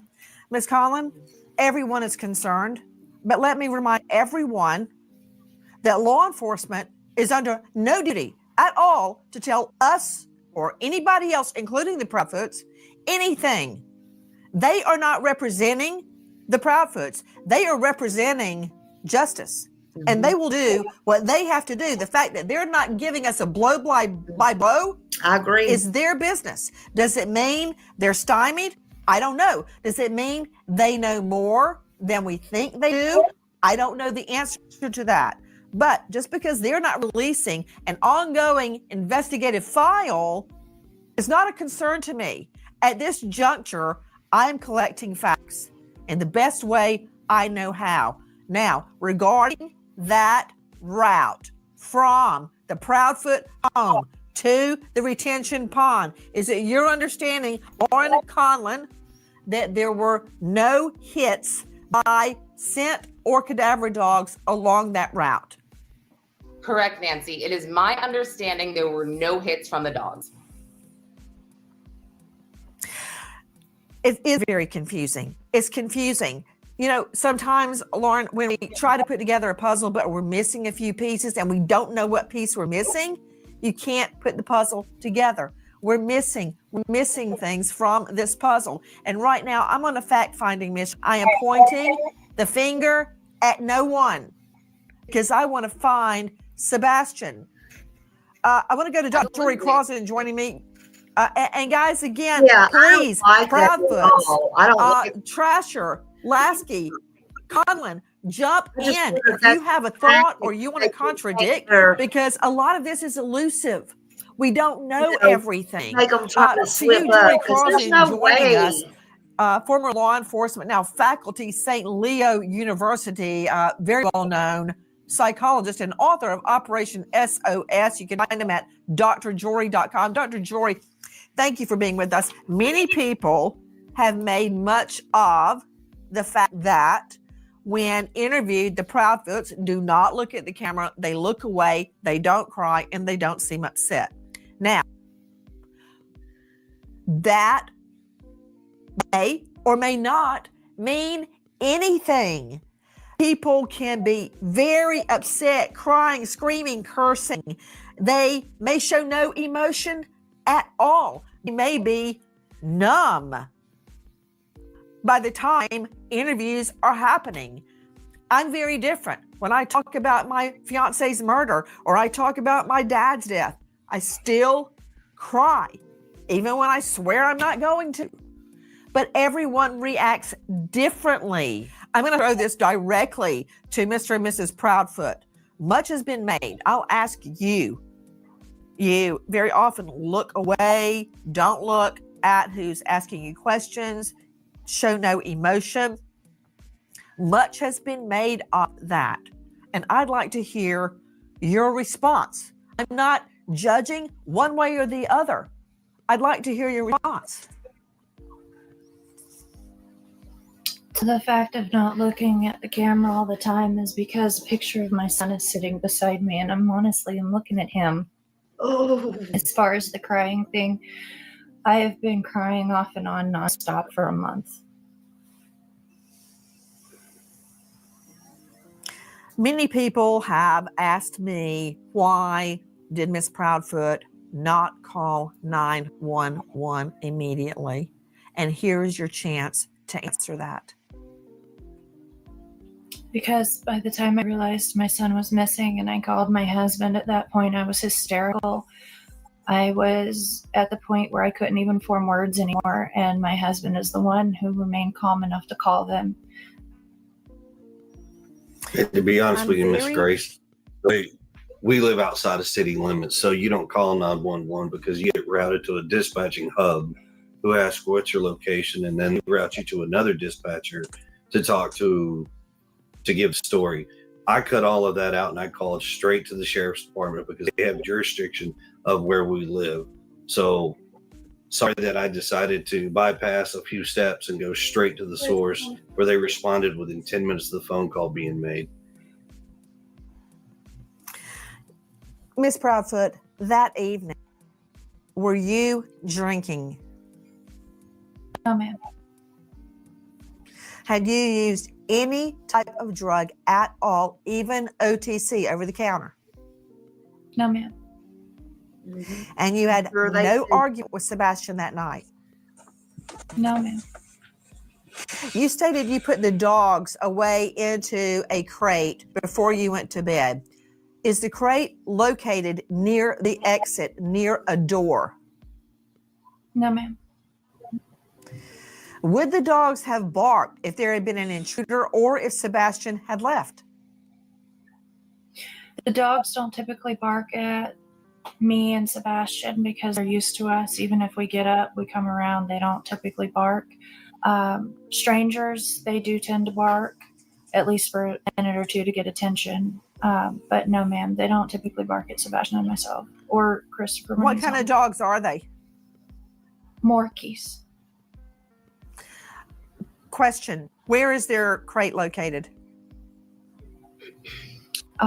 In the area near my sunroom. Over by the In kitchen. your son's, okay, hold on. Is No, it son, outside not your son. son's room? No, ma'am, not Sunroom. Sebastian's room. Son, yeah, yes, ma'am. The sunroom. And that's not near the door? No, ma'am. Not near the front door. It's near my back door, but not any of the other doors. Yes, from what I've seen the layout of the home, it is near the back door, and they would have heard someone coming in and out that back door, correct? Yes, ma'am. Yes, ma'am. No barking. He does. Do you I have will a have to chime see that. or anything on your doors that would alert you to the door opening? No, ma'am. Miss Grace, could I jump Question. in for something? Yes, please. And I want to follow up with a question Yes. regarding Miss Proudfoot's polygraph. But please, Lauren, jump in. Everybody on the Thank you. panel. Now is the time to ask the Proudfoots any question that may shed light on what has happened to Sebastian. We are not in a judging arena. We are in a fact-finding arena. We can then assimilate the facts and make deductions. Please jump in. Lauren Conlon is Yes. joining me. You can find her at Lauren Emily Conlon. Go ahead. Yes, thank you. And now this might be for Brian as well. Yesterday, when the dogs hit and everybody's going crazy, YouTubers, internet, TikTokers, and we figure out it's not Sebastian and police are not involved, the TBI is not involved. Did you call the Proudfoots and let them know that this was not Sebastian? Did you tell them ahead of time that you were searching these areas? Did they know what you were doing, or was this specifically just through Seth Rogers? Yeah, so Seth Rogers is Sebastian's biological father, correct? Yes. Yeah, so Yes. he was there, and as Ms. Grace alluded to earlier, it would not have been typical or possibly even knowable that he could have skeletonized after only a few weeks. So I'm not sure about the Proudfoots, but his father definitely did know. I also wanted to echo what Miss Nancy said earlier about the police. One of the reasons we got called in, there were a lot of social media personalities reaching out to us, kind of complaining that they didn't feel like the police were doing enough. But really, it's just what Miss Nancy said. It's that they're not under obligation to give daily or every other day updates. They are doing an investigation. We have been in very close contact with TBI, and I can tell everybody with 100% certainty, they are on top of it. They are not letting their foot off the gas at all on the search for Sebastian or trying to find out what happened to him. The YouTubers and TikTokers that do live stream probably do the most harm. We appreciate the attention that they bring to things, but when you do a live stream, you don't have any control over what gets seen by potentially the entire world. So we can't tell people what not to do. They have free speech. It's their own accounts they're using. Not helpful to do live streams during searches like that. If you want to do a video that you could potentially edit later, so that we cut down on the amount of misinformation. That's why social media is not necessarily your house. We go in and do search and rescue. You have to trust the process, like we do. We trust law enforcement is going to have this wrapped up probably very soon. Brian, Yeah, however, I want to make sure that you are not encouraging citizen sleuths to stop looking, because I've had many cases where we put out warning and they actually spot a missing person. I mean, I only have to put to Gabby Petito, whose remains were found in dispersed camping way out west by a citizen who had heard about the case. So, sometimes their information is wrong, but there's no way in HELL that I would ask them to stop. And I know that's not where you're headed. Yeah. No, we don't want them to stop. Matter of fact, it was 2 citizen sleuths that found Riley Strain's bank card by the bank of the Cumberland River in Nashville. So, like I said, they do provide a service. My only suggestion was maybe not do live stream, maybe just video, and then you can edit and post later. Just a suggestion. Hey guys, I don't want to see anything edited. I want to see the whole thing. No edits, no airbrushing, the real deal. But that's just me. I want to go back to Katie Proudfoot. This is Sebastian's biological mother, Miss Proudfoot. What questions were you asked during your polygraph? I was asked if I knew where my son was. I was asked if I hurt him. I was asked if I had hurt someone, among a few other questions. And Mr. Proudfoot, you have volunteered to take a poly? Yes, ma'am. If I were to set up a poly for you, would you take it? Name the place and time, ma'am. I'll be there. Liar. And you're headed back to Memphis right now. Are you in your RV right now? I am in my RV.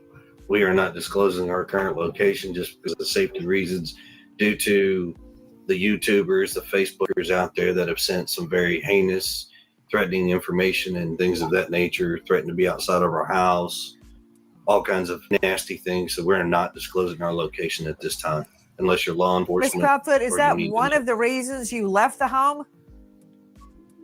One of them, yes, ma'am. Question to you guys. When police came in and processed your home, did they look with, for instance, luminol? Did they check? What did they do when they searched your home? They thoroughly searched my home with many different things. They removed some things for the dogs to hold the scent, and for Sebastian's DNA. I know that they used thermal night vision. Thank you. And I don't know exactly all of the tools that they used, but I do know that multiple different searches were done on my home by many different people, detectives, sheriffs, and a few others. Yeah, I wouldn't swear that the forensics folks showed up or not, because there were so many folks in and out of the house that it was just, hi, I'm so-and-so with law enforcement. I'm so-and-so with law enforcement. Okay. Every time they've said we need to look, or please do. Does Sebastian have a hardwood floor or a carpeted floor? In his bedroom? Carpet. Yes. Carpeting. Carpet. Did they remove any carpeting? No, ma'am. Do you feel confident they searched his bathroom? They did. Yes, ma'am, they did. When you state that they removed items for the scent dogs, what did they take? Clothing, a blanket that he used like every day, and a few other items of his, toiletries, like his brush. Lauren Conlon joining us, investigative journalist. Lauren, again, thank you for being with us. And earlier you were hearing sound from WSMV4. I understand you have another question. Oh, I mean, I guess I didn't quite get the clarity I wanted, in the sense that, did the Proudfoots know that this search was going on with the Cajun Navy? Were they being called? Were you guys being alerted about this? Did you hear from a YouTuber that they found something, that the the search dog started jumping? Or, were you just kind of blind to all of this? Just, over in your corner doing your search? No, ma'am. So here, to set that record straight and help the United Cajun Navy. So somebody's got a picture out there saying that we are enjoying a dinner, when we're actually out there, got flyers at a dinner table because we needed to eat. My wife was on the phone with the Cajun Navy That's how the Cajun Navy was brought in. And we talked to the president of the United Cajun Navy. He put us in touch with their team that was here locally in Nashville. Then that young lady reached back out to us, gave us some more information. We gave her some more details. Then they said they would start a search, but we also had them get in direct contact with the TBI agent as well as Sumter County's Sheriff's Department. We provided all that information. They reached out to them, got some information. They pushed outside of the areas that had been searched already, conducted a search. Somehow or another, they linked up with the bio father, who supposedly got a tip from somewhere. Whether or not it was credible or not, we don't know. But it led them to searching on federal property without permission, which is where we have been informed at some point there was allegedly a hit on something, but turned out to be nothing. And they were asked to leave the property immediately, or the cops were going to be called because it was trespassing based off of a tip that the bio father received. Yeah, to Brian Trasher, VP of Cajun Navy, let's clear it up. Isn't it true? This is on federal property that had been closed off. It was a hurricane site earlier. It was also, yes, thank you. And it was also near railroad track, and some homeless people had been living there, and apparently one of them had died. And we believe that's what the dogs were hitting on. Is that correct? Yeah, all the above is correct. And we did not gain access to the property. It had already been open when we got there. I'm not sure how entry was gained, but yeah, everything above it that you said was correct. Guys, the search for Sebastian goes on. If you have information, if you know or think you know anything about this beautiful, young, autistic boy, please call TBI, Tennessee Bureau of Investigation, 800-TBI, FIND, T Tennessee, B Bureau, I, Investigative, TBI, FIND, 1-800-TBI, FIND. That's 800-824-3463.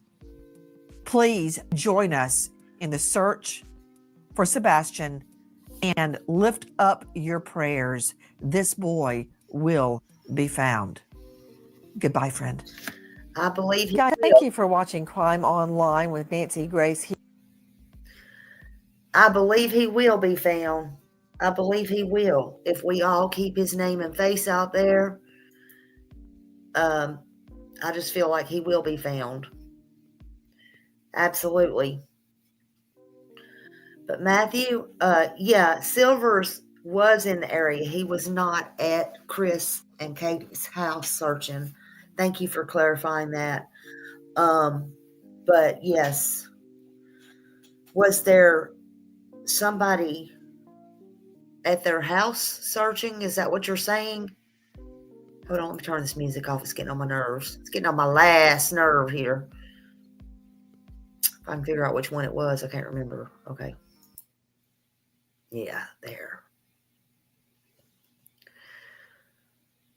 There we go. But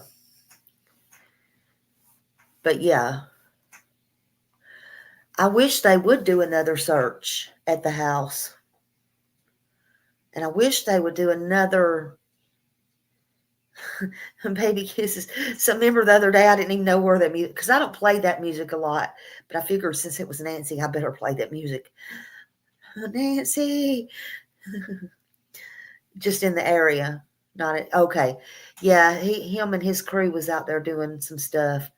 They need a huge boots on the ground from the police, I feel like, to do it again. But why are they not doing that? I don't know. Oh, you couldn't hear it? Lord, I could on this side. Sometimes you just turn it on to kind of get from being copy struck again. I don't know. I don't even care, honey. I don't even care. I just know I could hear it from this side. I don't know what was going on. It's just a little do do do do do do do something. You know, I cut it off. You can't hear it now. It's something that you hear it when the video's playing, like in the music or something. I don't know. Don't ask me. Smiley don't know nothing. I don't know. Yeah, so you don't get a copyright strike or something like that. Yeah. I don't know. But that's cool. I just call up Nancy and be like, now, Nancy. Oh, I'm just kidding. You could hear it. See, y'all need to clean out your ears. I know I could hear it, honey. Yeah, Justin does it. Justin plays porn music. Well, there's about 4 or 5 things you can choose from or something. I don't know. There's something like a duck. See, I don't know how to get them dots up there he does. I don't know how to do all that fancy stuff. I don't know. I may get him to tell me tomorrow because I don't know. Whose are we going to play tomorrow? Whose is next? Next.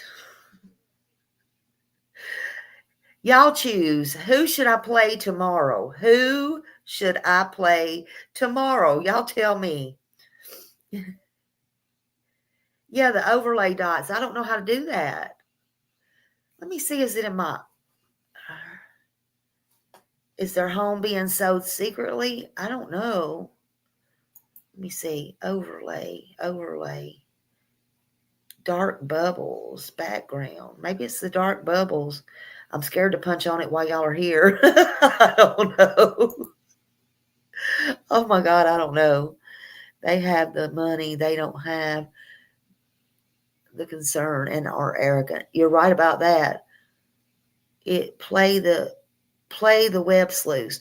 Oh, we should. Yeah. Is it rude to ask about Trevor Lee's? Is it rude to ask about Trevor Lee's? You mean the thing about Nina's? Well, I want to. Is that what you're talking about? Because I want to play that, but excuse me. First of all, I think we have to no, it's not. I think we have to I have to find that one.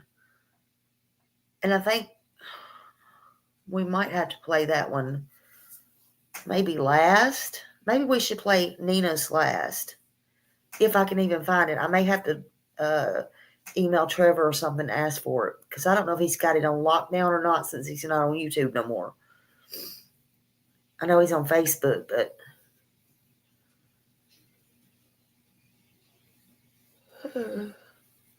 so y'all want to do web sleuths tomorrow?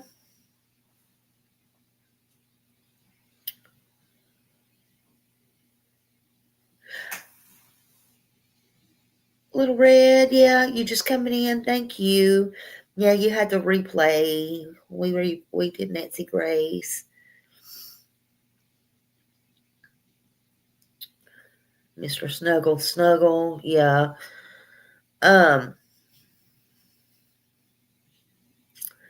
Blood credit with demanding answers. I just don't understand why they can't come out and give a brief, tiny update.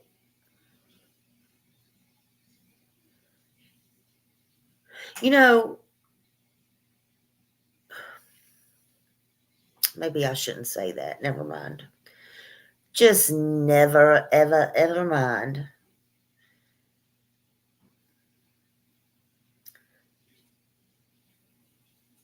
I was just going to say, I guess, agree with, I'll say it anyway. I kind of agree with Chris on one thing. I guess no wonder he didn't want to do a interview with the local media, one of them. That's all I'm going to say. I ain't saying nobody's name. I'm just saying, geez, guys. Come on now.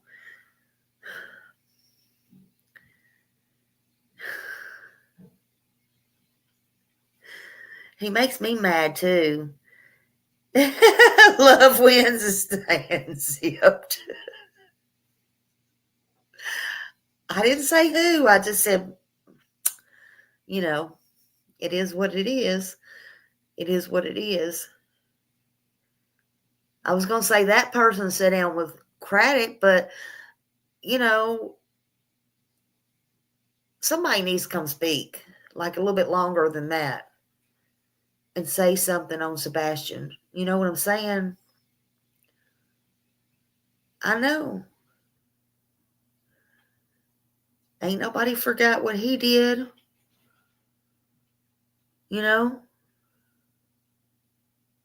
He shouldn't even have in my opinion, he shouldn't even be in the position he's in. Why is he, how?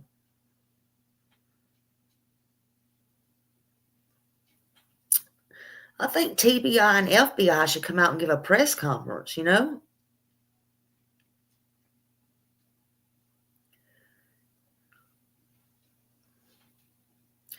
All these other cases, and I'm not just talking about Brandy's and, with Michael Vaughn and all that we're used to seeing on YouTube and stuff. But even in local media, these cases, it's normal for FBI, TBI, and, GBI, all these to speak. Why are they not coming out in these cases? Especially Sebastian's, because it is so big.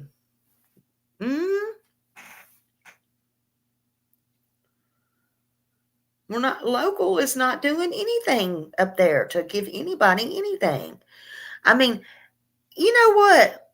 Even Ronnie Lawson come out. Even old Baldy come out. Shoe shine, man. He would come out. And even if he didn't say nothing, he would say something.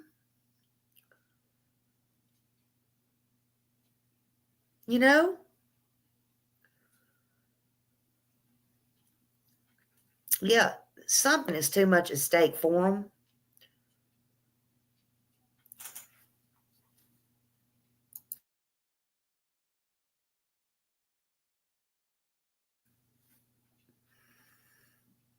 And I think,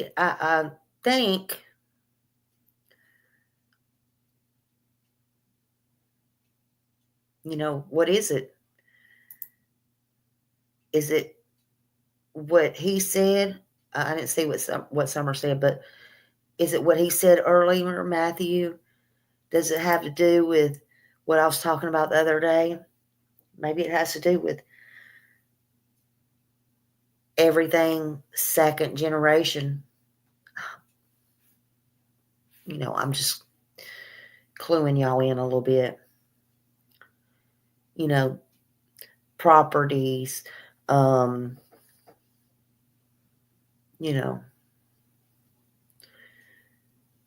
things to that nature. Generational things.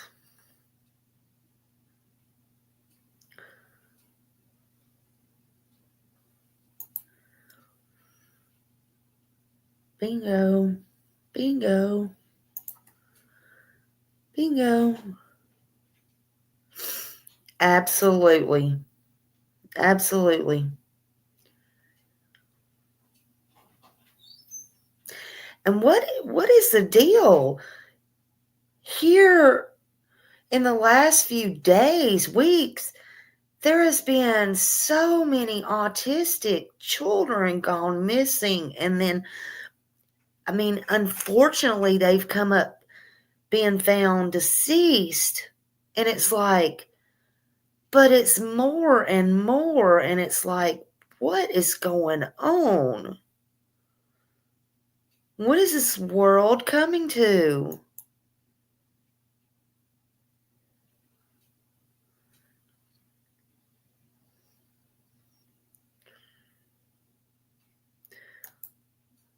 their money is new money. They ain't nothing. That's right.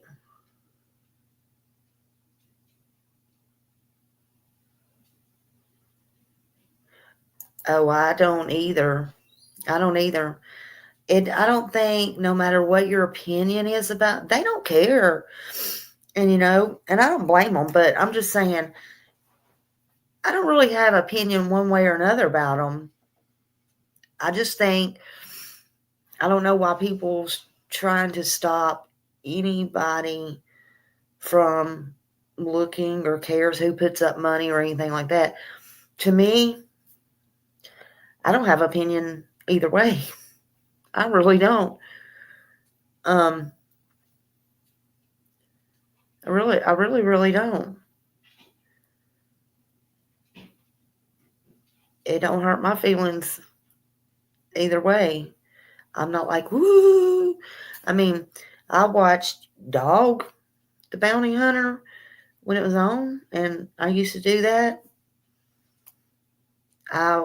He come through here when he was chasing the, what was it, Max Factor guy, or what was his name, the dude. That's how much he literally come through this town. But see, stuff like that don't make me, ooh, oh God, Dog the Bounty Hunter.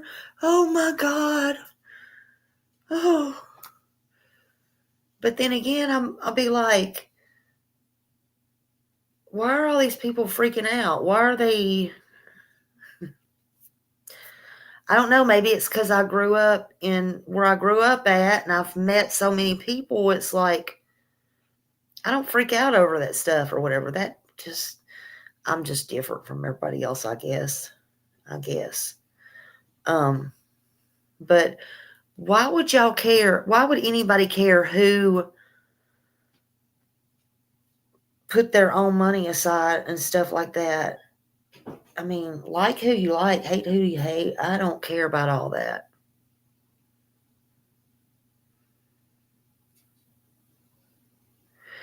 Yeah, he ain't God, but he does know many and high and low places. I mean, and he can get the job done, you know. Today I read an article that more and more parents are releasing their teens to state custody, that they can't deal with their issues in Tennessee and are sending them to other states due to no fund. Wow.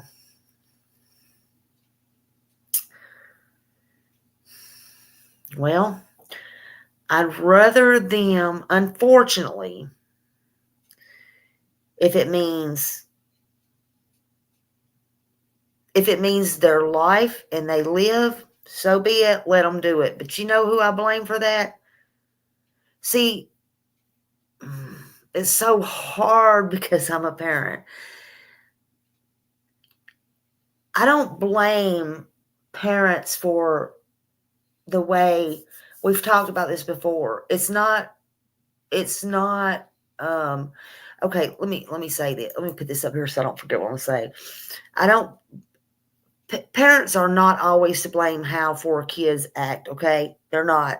You can't blame parents for everything that the child does, because again, you may have 4 or 5, 3, 2, and you do everything you can for them, and one might go astray, and you raised them the same way. But this right here, today I read an article that more and more parents are releasing their teens to state custody. They can't deal with their issues in Tennessee. Okay, stop. To me, this is a parent problem. Because you can't deal with their issues, you're going to send them to state custody. No, that's a parent issue. You should be ashamed of yourself. Yeah, thank you. Parents today do not care. These are the people that are not parents, okay? In my opinion, they don't give a damn. This is where you do everything that you can. Do you hear me? You do everything you can to keep your child from going into state custody. What is wrong here? You're part of the problem.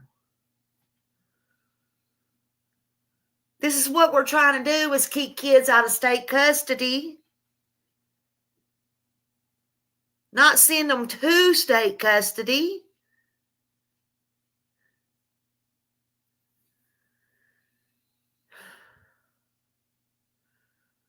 So there's a problem. Maybe your kid don't need to go to state custody. Maybe you need to get help and go to a state hospital and see what your problem is. Just saying. I don't know what the answer is. Stop having kids if you don't want them. I don't know what the answer is. Am I a perfect parent? No. I got my 4 kids grown. Are my kids perfect? No. But we ain't sure as hell ain't no kind of mess like this. So, I don't know. I don't know. I don't understand it.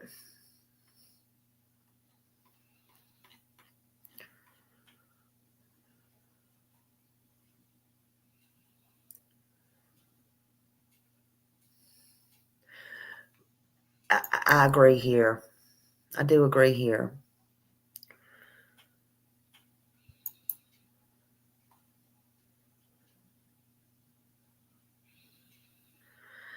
And it's just getting worse. It is getting worse. I hate to see it in 10 years from now. Don't get me wrong. I want to be here to see it.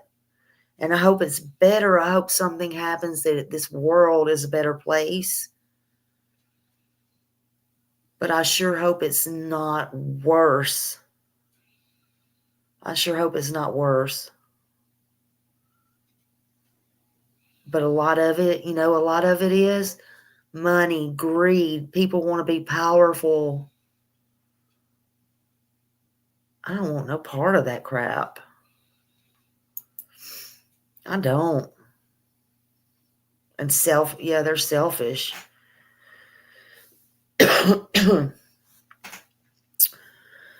But in the meantime, folks, I appreciate you being here and coming over again with another night with me.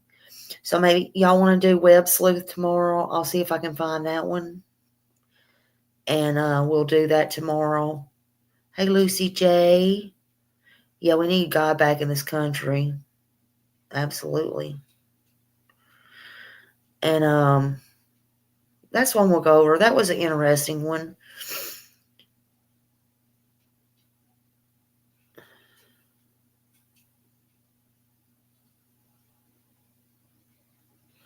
And sorry, I was reading something. But yeah, we'll go over Web Sleuths tomorrow. That was interesting. They had Chris on panel.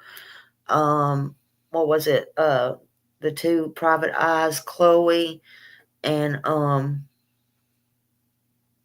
Chloe and them, and it seemed like somebody else was on her panel that night. I don't know, but it got pretty rough over there. So yeah, that would be an interesting one to do. We'll do that. And we'll just play it by ear and see how it goes. I think that will be okay. If it's okay with y'all, it's okay with me. So, but just keep Sebastian Wayne Drake Rogers in your prayers, and hope maybe we can wake up tomorrow and have some good news about him. Maybe he can be found safe and alive. That would be the greatest news. And then maybe we can just go over something totally different and celebrate. That would be great.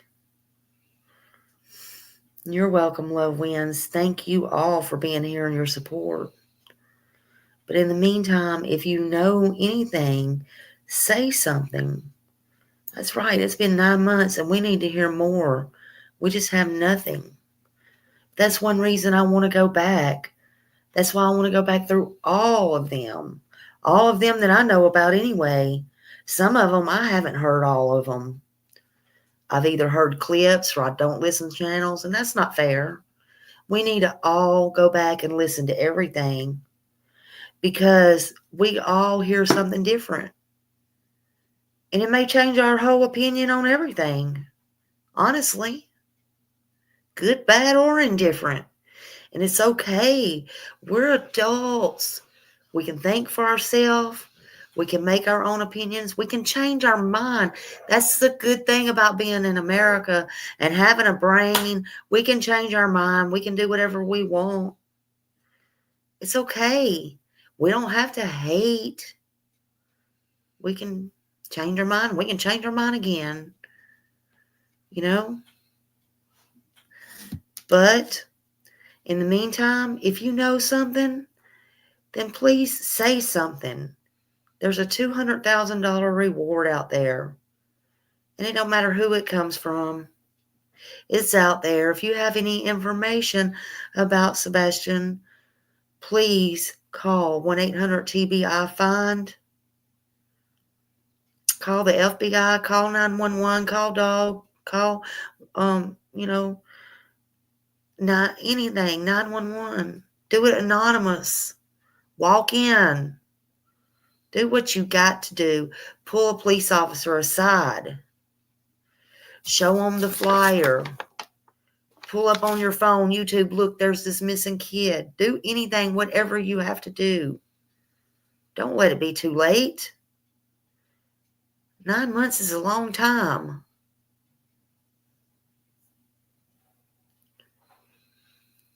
He's 5'5", 120 pounds. Brown hair, brown eyes, glasses. Who knows, he could have contacts now, head shape. We don't know. But if you think you see him, if you think you know anything, if you think you hear anything, you can call. You can even call the 615-451-3838, Sumner County's Sheriff's Office. Just call. Just do it. In the meantime, I'll see y'all tomorrow, God willing, and that creek don't rise. Have a good night. Love y'all. Thank you. Good night.